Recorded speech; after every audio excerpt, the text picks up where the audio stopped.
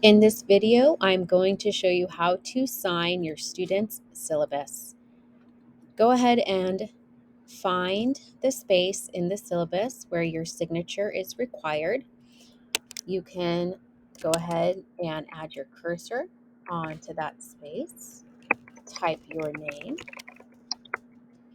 Another option is you can go to the top of the document, click on Insert, scroll down to Drawing, click on New, and next to this line, there's this drop down arrow. Click that and scroll down to Scribble, and this will allow you to sign your name. Save and close, and now you have your signature on your student's syllabus.